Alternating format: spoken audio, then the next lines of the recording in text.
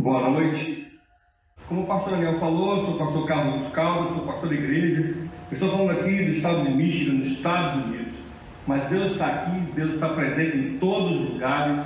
Ele é onipotente, ele é onipresente, Ele sabe de todas as coisas e Ele está abençoando os nossos corações nessa noite. Deus seja louvado. Eu vou começar hoje uma série sobre a mulher samaritana, a mulher de Samaria.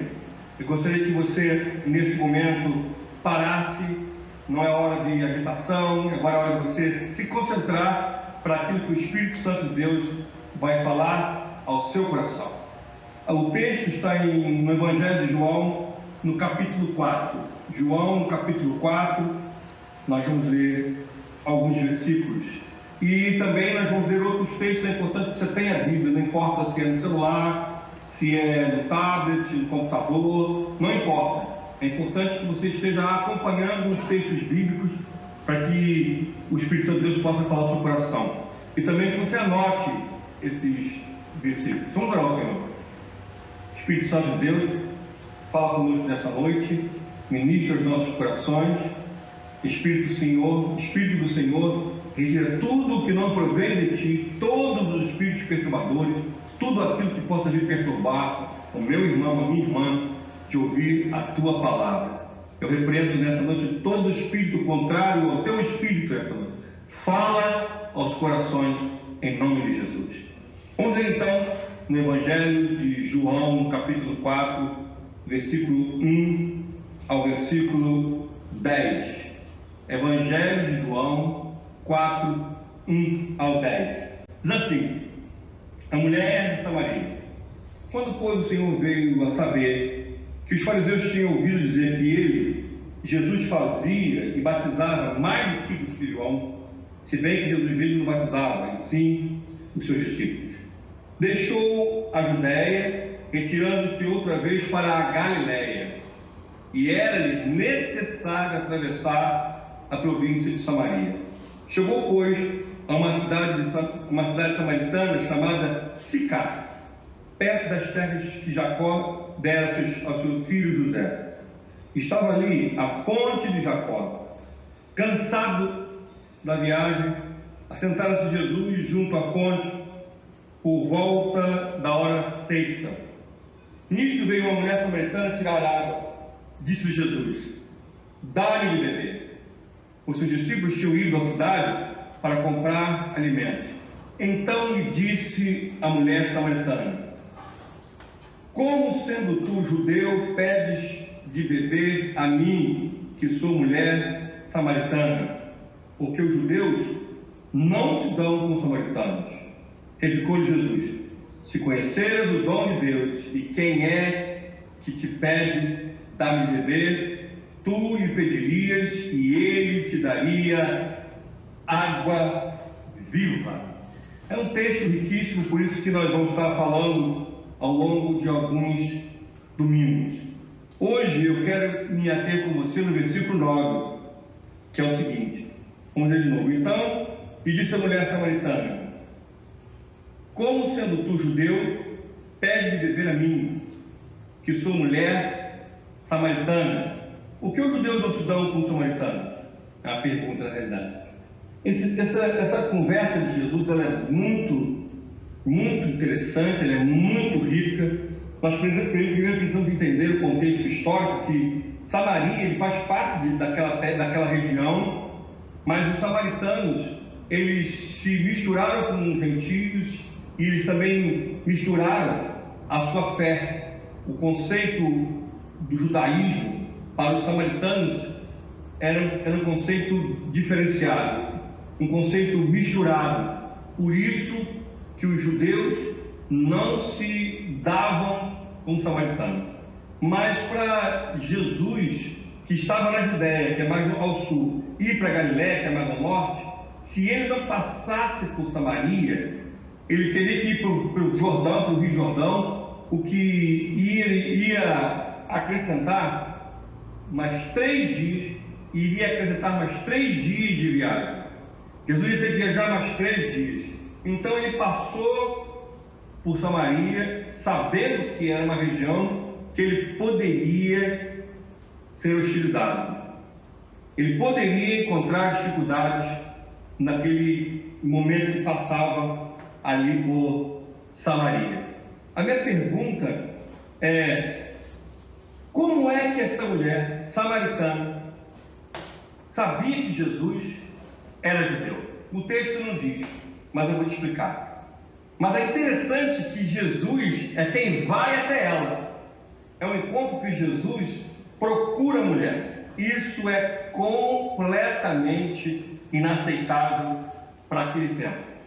Um homem judeu, até mesmo hoje, os ortodoxos, se você pesquisar e ver, até em séries de televisão, você vai ver que eles não têm uma relação com as mulheres, eles não falam com as mulheres, há um distanciamento em relação ao homem judeu com a mulher. E Jesus, ele quebra todos esses paradigmas, ele vai até essa mulher. Jesus, ele fala com as pessoas, Jesus, ele procura as pessoas. Jesus é aquele que está sempre aberto para falar com as pessoas, sem preconceito. Jesus, ele não é um homem preconceituoso, ele é um homem completamente aberto. Ele quebrou todos os paradigmas, e isso há 2000 e poucos anos atrás.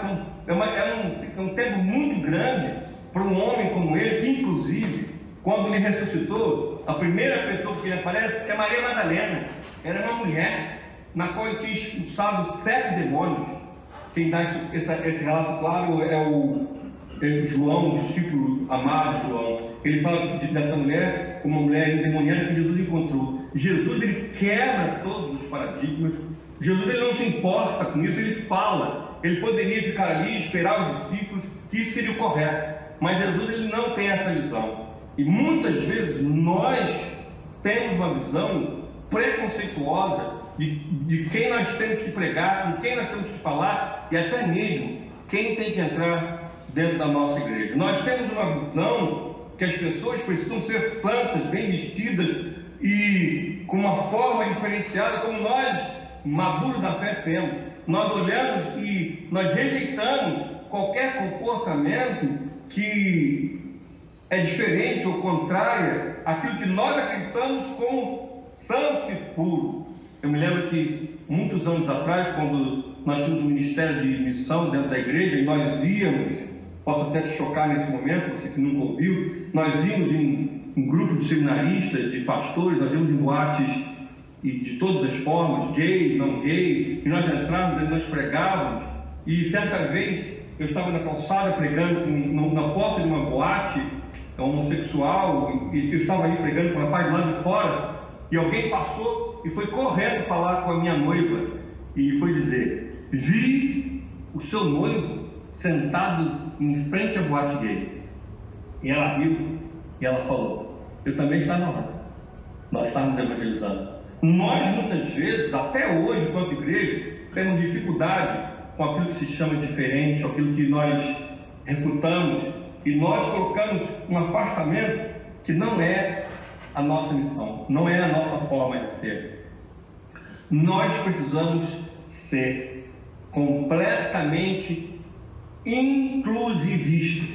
Nós precisamos incluir, nós precisamos abraçar, nós precisamos receber. Jesus, ele fala com uma mulher, e eu imagino quando os discípulos chegarem, que nós vamos ver o tempo, que eles olham aquela cena, eles devem ter ficado chocados. E quando você vê o Evangelho, eles eram muito conversadores, eles ficavam falando um com o outro. Eu imagino qual a conversa que eles devem ter falado. Nossa, lá, Jesus falando com a mulher. Olha, deixa eu falar uma coisa para você. Jesus falou com prostituta, Jesus falou com bandido, traidor, pilantra, que foi Zaqueu, inclusive ficou na casa de Zaqueu, ladrão, ele roubava, ele era publicano, ele recolhia impostos, inclusive do povo judeu. Ele abraçou Mateus, que também era cobrador de impostos. Jesus, ele era um homem completamente aberto para falar do Evangelho a todos. E essa tem que ser a nossa missão. Nós não temos que olhar com ninguém com um olhar de preconceito ou com um olhar de superioridade. Sabe o que acontece? causa afastamento. Muitas pessoas se afastam da igreja e até rotulam a igreja por acreditar que nós não queremos certos tipos de pessoas, de comportamentos dentro da igreja. Mas nós não podemos ser assim. Eu vi um vídeo há semanas atrás, aqui nos Estados Unidos, uma igreja grande, o pastor, ele ia iniciar o ministério dele naquela igreja enorme. E ele foi para a porta da igreja com um carrinho de mercado todo sujo, ninguém conhecia muito bem ele ainda. Ele foi à porta da igreja e, pasmem, algumas pessoas passavam e não cumprimentavam os irmãos que tinham soltado os seus carros cheirosos, mas ao mendigo na porta da igreja eles dão um tchau de longe, outros não davam um tchau de longe, mas tinham aqueles que falavam com aquele mendigo. Mas eles não sabiam que o culto começou e o mendigo ele entrou no hall da igreja, a igreja enorme, e ele tentou entrar no carrinho e não deixaram entrar, ele estava todo fedorento, todo sujo. E na hora da mensagem, estavam vamos ficar de pé para receber o pregador. Ele veio lá de trás, todo sujo, entrou no altar, começou a se desfazer daquela vestimenta, aquela peruca e tudo aquilo, foi se limpando e disse: que dificuldade nós temos com os oprimidos e os diferentes. E nós, como igreja, precisamos ser abertos, amorosos e efetivos. Nós precisamos tirar da nossa história quanto igreja, Ministério Rafah, qualquer tipo de julgamento para qualquer pessoa que entrar na nossa vida. E principalmente adentrar na porta do nosso templo. Nós precisamos abraçar e falar. Jesus, ele fez exatamente isso. E mais, essa mulher era uma mulher complicada, ela já tinha tido vários casamentos, era uma mulher religiosa, e Jesus sabia de tudo isso. Ele sabia, ele falou toda a história daquela mulher para ela. Ele sabia, mas nós muitas vezes rechaçamos os necessitados, rechaçamos os diferentes, e nós queremos andar com aquelas pessoas que nós acreditamos que são importantes e que podem até agregar algo na nossa vida. Eu me lembro uma história que certa vez eu estava preparando um almoço para alguns casais da igreja, e ia assim na casa de uma pessoa da igreja, e eu falei assim: mas fulano vai? Pastor, fulano vai? Eu falei assim: mas é exatamente fulano que precisa ir. É exatamente fulano que precisa ser abraçado. Nós muitas vezes não entendemos que o mundo precisa de pessoas como você e eu para que possam ser amadas. E eu quero que entrem pessoas dentro da nossa igreja, efeminadas, ricas, pobres, machões, de todas as formas, e que sejam amadas e que sejam confrontadas pelo Evangelho. O Evangelho nos confronta e não qualquer tipo de rejeição. Então esse encontro é um encontro que eu poderia falar aqui só sobre esse tema, nessa primeira parte da primeira mensagem, que é o preconceito, a arrogância, o distanciamento. Nós acreditamos que só as pessoas que importam, que têm pose, que têm poder, é que nos agradam, mas essa não é a nossa essência. Nós precisamos ir e falar com todas as pessoas que precisam ouvir, todas, de forma aberta, inclusiva e sem dedo, porque nós não podemos ter dedo para ninguém. Nós somos sal, nós somos luz, mas nós não temos dedo para ninguém. Me lembra, aqui nos Estados Unidos, vamos aqui numa loja de lanche, e sentamos ali, eu, Leonardo, Tarcísio, Molisa, minha esposa, nós sentamos ali, e tem um senhor que mora perto dessa loja de lanche. Ele vai ali e ele fala com todo mundo, ele fica horas, ele fala com todo mundo. E uma vez o Leonardo estava lá com a Molisa, lanchando, nós não estávamos, e o Leonardo falou que sentou e conversa, ele conversa com todo mundo, ele fala com todo mundo. E eu falei: puxa vida, é complicado, não? Mas naquela hora eu pensei que era assim que Jesus fazia. Jesus falava com todo mundo. Jesus, ele era aberto para com todos. E eu desejo, nesse desdobrado ano do Ministério Rafah, que nós estamos indo para a rua, nós estamos indo para fora, nós passamos muitos anos para dentro com o bambu chinês, crescendo as raízes, mas agora que nós vamos para fora, que sejam todos bem-vindos no nosso meio e que ao convívio conosco possam ser transformados. Nós não olhamos para você que pode se achar indigno, você que está me ouvindo nesse momento e se acha indigno até mesmo que Deus fale com você, você não acha digno porque você se sente tão pecador, ou tão incapaz, ou se sente tão sem valor. Eu quero dizer para você que não existe pessoa com mais valor ou com menos valor para Jesus. A Bíblia não coloca que ele tem mais amor e menos amor para um ou para outro. A Bíblia coloca que ele amou a todos nós da mesma forma, da mesma medida. E eu quero dizer para você que ele te ama, não importa o grau de profundidade, de pecado, de problema, de sentimentos, ele te ama da mesma medida que ama o maior pregador, cantor. Ele tem o mesmo amor por todos, é a mesma forma, é a mesma maneira, é o mesmo olhar, e ele está sempre pronto para falar com você. Não existe no mundo espiritual um mais ou menos. Pelo contrário, Jesus falou que sempre que aquele que quer ser mais é aquele que tem que servir e ser inclusivo. E aí eu fiz a pergunta: como é que aquela mulher samaritana sabia que Jesus ele era judeu? É um entendimento que muitas vezes nós não conseguimos compreender, mas eu vou explicar para você nessa noite. Jesus, como todos os judeus, eles se vestiam de uma forma diferente. Eles eram ensinados a se ter uma vestimenta diferente. Aliás, uma roupa nova para aquele tempo era o preço como de hoje de um carro no Brasil. Era um bem muito caro. Por isso que a palavra vestimenta, veste, túnica, ela é colocada com destaque, porque era muito valoroso uma roupa. Era muito caro uma roupa nova. Então, um homem como Jesus, ele tinha apenas uma roupa, quiçá outra roupa para casamento, e se tivesse uma certa condição, você teria uma roupa para os encontros quando eles iam para Jerusalém, para o templo.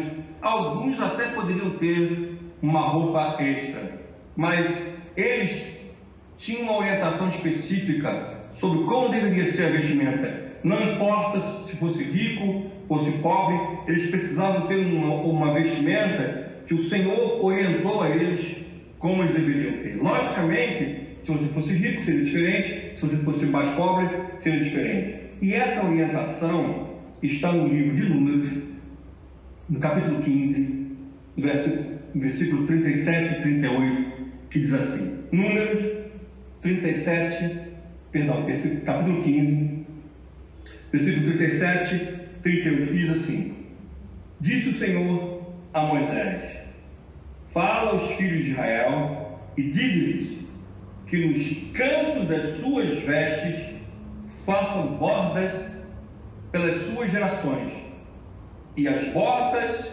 em cada canto presas por um cordão azul. E as bordas estarão ali para que, vendo-as, os lembreis de todos os mandamentos do Senhor e os cumprais.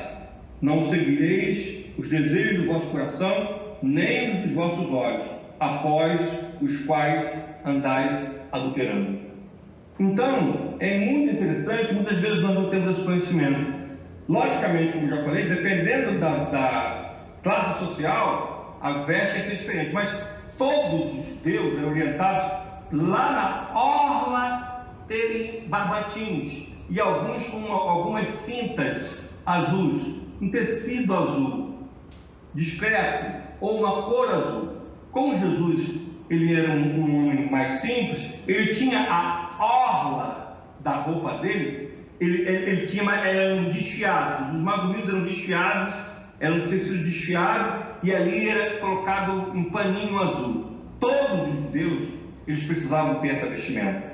Até mesmo Jesus ele se vestia assim, para que ele tivesse acesso ao templo, como ele teve em diversas sinagogas. Ele precisava estar com um aparato de vestimenta que tivesse a contento com a tradição. Ele sabia disso.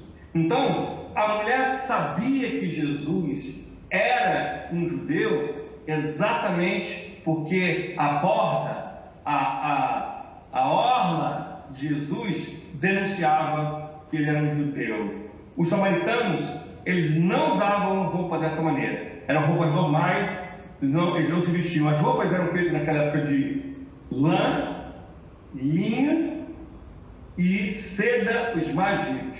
Logicamente que a roupa de Jesus era uma roupa de lã, era recheada com alguma coisa, pontas azuis na borda. E ele tinha a orla, tinha uma importância significativa para que o povo lembrasse de tudo que passou e que lembrasse da aliança que eles tinham com Deus. Então toda a vestimenta, ela era vista e quando olhava para o outro, para que um ou outro e assim mesmo pudesse se recordar da onde Deus tinha tirado. Por isso que nós vemos, e muitas vezes nós não entendemos, nós vemos aqui no livro de Mateus, no capítulo 14, versículo 36, que diz assim, Mateus 14, 36 diz assim, e lhe rogavam que ao menos pudessem tocar na orla da sua veste, e todos os que tocavam na orla ficavam sãos.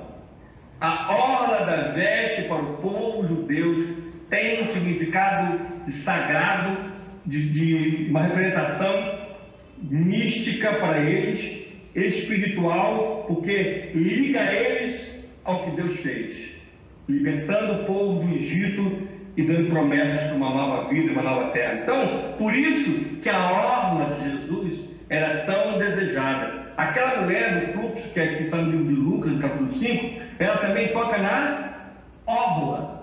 Ela vai lá e toca na orla. A orla tem um significado sagrado. Aquela mulher samaritana olhou para a orla de Jesus e viu as vestes de Jesus e sabia que ele era um judeu. Muitas vezes, alguns judeus, em certas circunstâncias, para que eles não pudessem ser reconhecidos, eles arrumavam uma túnica, arrumavam uma roupa e vestiam por cima para que a orla não fosse identificada. E outros, como nós vamos ver aqui em Mateus, no capítulo 23, no versículo 5, Jesus ele repreende os escribas e os fariseus, e ele fala assim, praticam, porém, todas as suas obras com o fim de serem vistos, Jesus está falando para os fariseus, dos homens, pois alargam os seus filactérios. Filactérios é uma caixinha que eles até usam, os mais tradicionais, que representam a palavra, a arca da aliança. Eles fazem grandona para todo mundo ver e alongam as suas franjas, as orlas e também a asa. Ela é conhecida como asa, como orla e como franja. E é a parte de baixo. E Jesus falando que os fariseus, eles tendo condições, eles faziam as franjas gigantescas e o filactério gigantesco para que todo mundo visse. Então nós vemos 3 tipos diferentes de vestimenta. Nós vemos o que escondia, nós vemos os samaritanos que não usavam, os que escondiam, nós vimos Jesus que assumiu que era um judeu, e nós vimos aqueles que eram extremamente religiosos e usavam as bordas com franjas azuis enormes para que todo mundo visse. Minha pergunta para você nessa noite é simples: qual veste você tem usado? As pessoas que se aproximam de você, elas olham para as suas vestes e elas identificam que na sua orla, está ali a Escritura Sagrada. Quando elas olham para você, elas identificam em você quem? As pessoas identificam. Elas identificam em você o fariseu, que eram garbosos, que iriam ser vistos de todos e falavam como crentes e exageradamente crentes, com um comportamento completamente exagerado para que todo mundo visse as suas orlas exageradas, o filactério exagerado?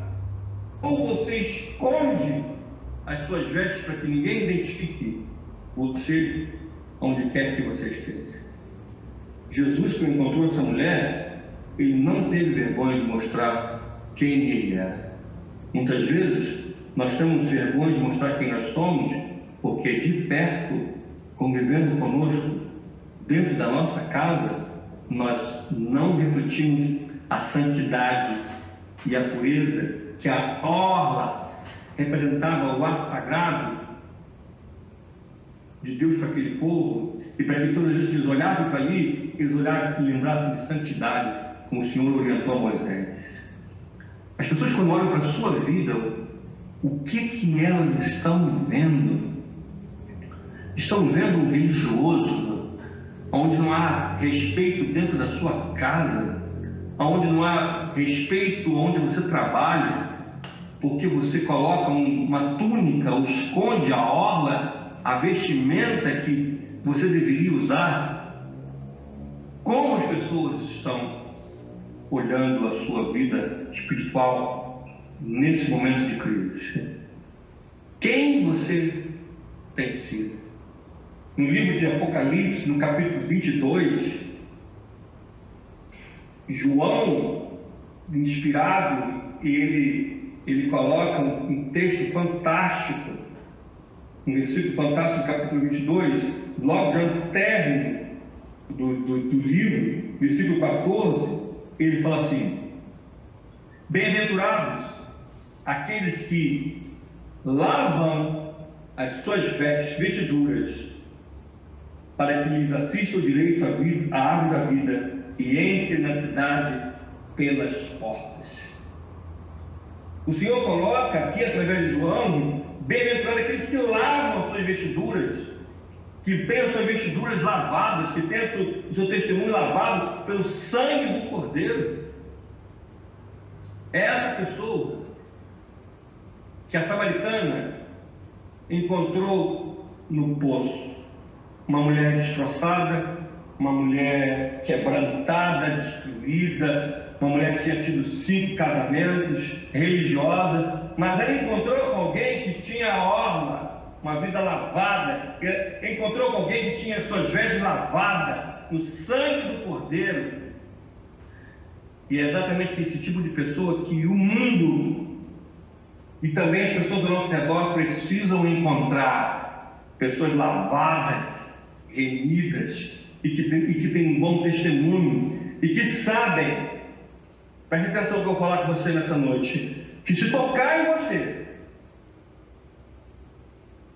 e sabem que se encostar em você, sabem que se andar com você, vai sair poder da sua vida.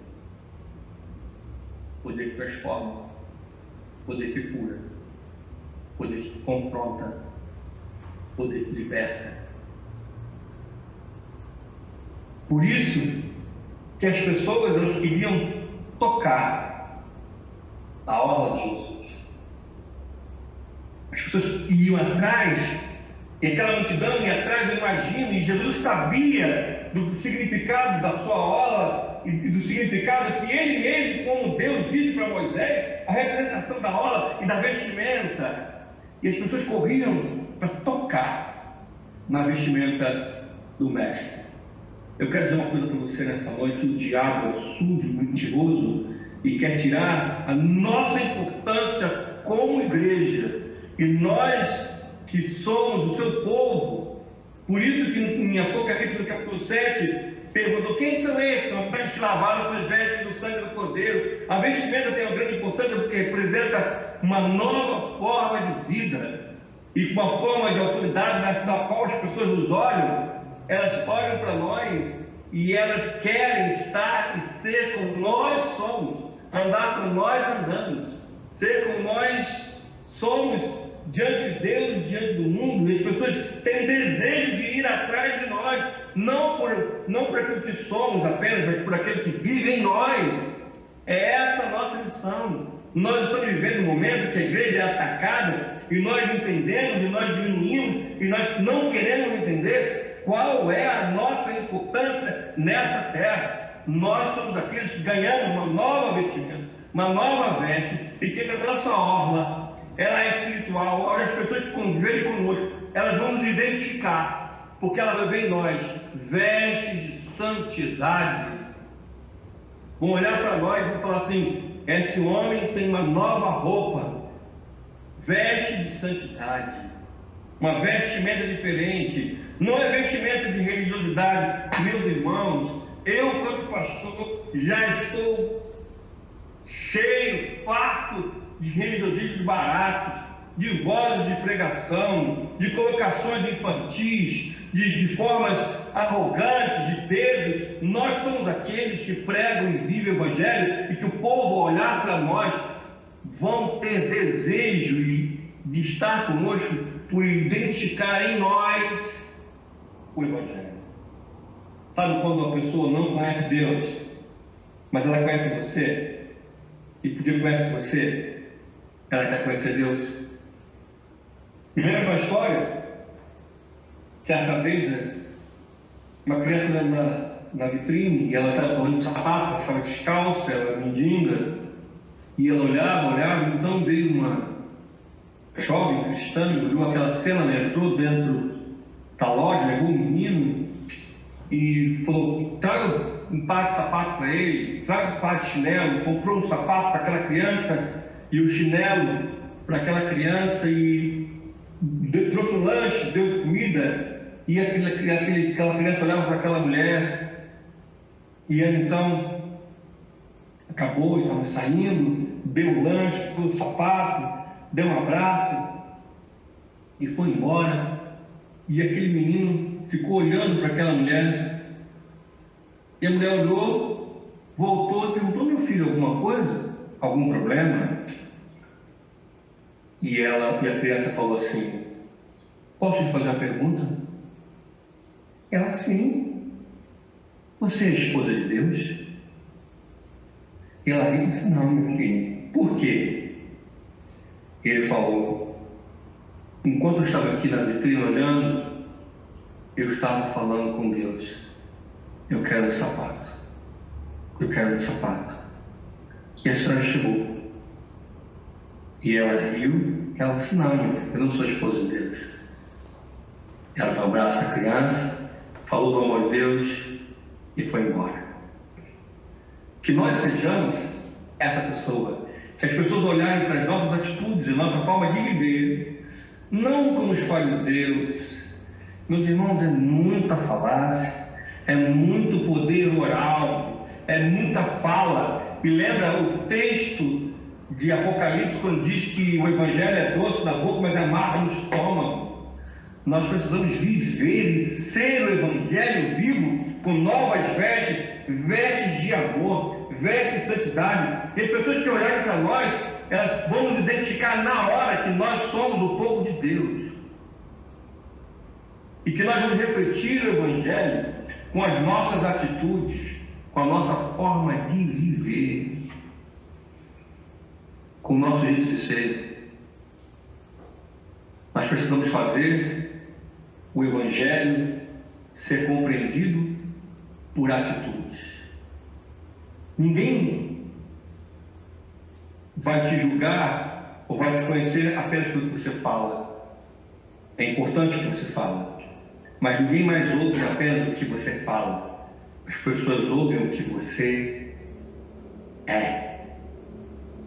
E o encontro dessa mulher com esse homem, que ela reconhece que era um judeu por causa das suas vestes, esse encontro foi transformador. O encontro deles dois foi transformador. Jesus quebrou cadeias, Jesus não se importou com preconceitos, ele prega para aquela mulher, ele mudou a vida daquela mulher. Aliás, Jesus, ele falou com todos os níveis, como já falei aqui, e todos eles foram transformados para melhor, porque o Evangelho nos transforma em pessoas melhores. O Evangelho nos transforma em pessoas agradáveis. O Evangelho nos transforma em pessoas que, ao conviver conosco, qualquer caminhada e qualquer grupo, vão ser transformados, serão pessoas transformadas. Não tem como, meu irmão, alguém conviver com você e ser a mesma pessoa. As suas vestes de santidade lavadas no Cordeiro, elas vão ter um impacto social tremendo. Esse impacto social Comece dentro da sua casa. Eu costumo dizer que é impossível alguém conviver com um crente, um homem, uma mulher que conhece da palavra, alguém que vive segundo a palavra e ser a mesma pessoa. É impossível. Não tem como você ser uma pessoa que não influencia. Mas se você for um religioso, você vai continuar da mesma forma, mas agora você é um gospel. Se você for uma pessoa que frequenta a igreja, que tem as vestiduras iguais de um crente, mas esconde do seu trabalho. Sabe o interessante? Jesus ele está num ambiente hostil. Jesus está em Samaria. E é em Samaria que a nossa veste precisa ser de santidade. É muito fácil Jesus andar com a veste dele, com a sua orla, lá em Jerusalém, onde 90% das pessoas também têm a mesma veste. É difícil andar com veste de santidade em Samaria. Em Samaria nós vamos encontrar samaritanos, pessoas que hostis perguntam como essa mulher, mas é em Samaria, é onde encontramos a capacidade de refletir aquilo que somos quanto igreja. É em Samaria, é no lugar hostil, é na faculdade, é no trabalho, é dentro de casa no momento hostil, em transporte público, ou numa conversa, seja ela online ou offline, não importa, é em Samaria, é um local hostil, onde as nossas vestes de santidade vão fazer diferença. Muitas vezes, em Samaria, você pode estar escondendo as suas vestes. Ou então, você está se vestindo igual aos samaritanos, que não tem a orla com as bordas azuis. Você usa as mesmas vestes do samaritano. É em Samaria é que você precisa falar com os samaritanos sobre o poder de Deus, os dons de Deus, a transformação de Deus. É o momento que você é colocado em xeque-mate, que você não tem vergonha do Evangelho. É quando você é colocado à prova, quando você é colocado em adversidade, quando a sua fé é testada por samaritanos que foram misturados ou que não têm a mesma fé, e que você mantém sem preconceito, sem dedo, mas através do seu testemunho, meu irmão, testemunho de vida é tudo. Um bom testemunho cala a boca do samaritano. Mesmo que apontem, mesmo que digam como essa mulher foi agressiva, mas o testemunho de Jesus falou alto. E nesses dias difíceis e que tendem a piorar, nós precisamos de uma igreja que tem novas vestes e que vive as vestes do Cordeiro, e que no momento hostil, momento difícil, mesmo no encontro dos samaritanos, possa continuar vivendo a sua nova postura. O mundo precisa da igreja nesses tempos do fim, homens santos e retos e íntegros, filhos do altar do Senhor, casamentos passados a limpo do altar do Senhor, finanças diante do Senhor, as suas emoções diante do Senhor. Nós precisamos eliminar da nossa vida, da mesma forma que Jesus, tudo que é religiosidade, tudo que nos afasta da essência do Evangelho. Nós muitas vezes nos encontramos com o legalismo religioso, nos encontramos com a forma religiosa como foram os fariseus, mas nem o mundo, nem nós, quanto igreja, suportamos mais esse tipo de comportamento. Nós, quanto igreja, precisamos mesmo em Samaria, mesmo no momento hostil, mesmo quando somos agredidos, mesmo quando somos colocados à prova, estamos ali com a vestura lavada, o sangue do Cordeiro, para que as pessoas ao nosso redor possam até ter o direito, preste atenção que eu falo a você, de não desejar o Evangelho. Elas podem até ter o direito de dizer que não querem, mas que elas viram em mim e em você novas vestes. E que a nossa aula ainda seja como a aula de Jesus. Que as pessoas querem tocar em nós, na nossa simplicidade, né? Nas nossas fraquezas, mas porque somos servos, lavados pelo sangue do Cordeiro, possam ser transformadas, arranhadas, modificadas. E não religiosos, mas como povo de Deus, servo do Senhor. Eu desejo, do fundo do meu coração, que as pessoas que encontram com você possam estar sendo transformadas por sair da sua boca, da sua vida, poder que não é seu, poder que é do Espírito Santo do Senhor. E as pessoas agora que estão sofrendo possam viver, possam ver em nós uma nova esperança, força, uma atitude diferenciada. Que Deus abençoe a sua vida esta noite. E talvez as suas vestes não estejam sendo lavadas no sangue do Cordeiro. Mas hoje é dia de você lavar a sua vida, não mais como religioso, mas como alguém transformado pelo Cordeiro de Deus. Vamos orar ao Senhor nessa noite.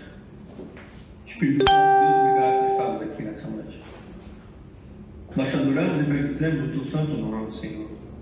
Nos ajuda, Pai, para que todos aqueles que se encontrarem conosco ainda hoje possam ter uma experiência boa, por olharem nas nossas vidas, nas nossas vestes e ver em nós uma nova vida, um novo comportamento, uma forma diferenciada de viver. Pessoas que emanam cura, libertação, pessoas que emanam bênção, luz e sal para essa terra em treva.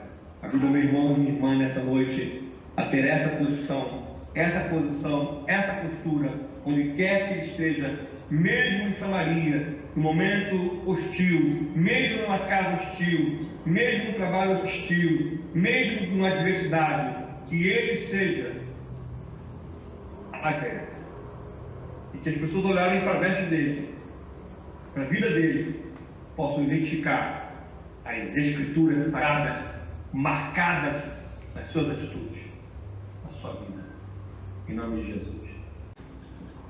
Espírito Santo de Deus, obrigado por estarmos aqui nessa noite. Te adoramos e bendizemos o teu nome, Senhor. Nos ajuda a cuidar do nosso testemunho. Que as pessoas ao olhar para a tua igreja, conhecida como Missão Rafá, possam ver uma igreja inclusiva, amorosa, e que as suas vestes sejam vestes de amor, de justiça, de santidade, e que as pessoas queiram tocar, andar conosco através do nosso estudo que nós somos. Não somos, Senhor, religiosos, legalistas, não somos preconceituosos, não somos, Senhor, arrogantes, não somos julgadores, nós somos um povo que prega a palavra e que confronta, e mesmo no meio da adversidade, mesmo no meio de Samaria, vive um testemunho vivo e vive uma forma diferente e confronta a todos através da palavra, não da agressividade, muito menos mau testemunho, muito menos fingindo ser aquilo que não é, negando a fé. Ajuda-nos quanto igreja a vivermos, acima de tudo, da forma digna do Evangelho, onde quer que sejamos. Senhor, me ajuda, como teu pastor, teu servo, a falar para esse povo, para que eles entendam da tua palavra, e que essa noite não seja mais uma palavra, mas que seja a palavra que vai mudar a atitude do meu irmão, da minha irmã. É a minha oração essa noite. Em nome de Jesus. Eu quero dar a bênção apostólica nesse momento. Que o Senhor te abençoe, que o Senhor te guarde, que o Senhor faça resplandecer o seu rosto sobre ti, tenha misericórdia de ti. Que o Senhor abençoe a tua entrada e a tua saída. Que o Senhor esteja contigo. Eu te abençoo como ministro e sacerdote do Senhor. Em nome do Pai, do Filho e do Espírito Santo.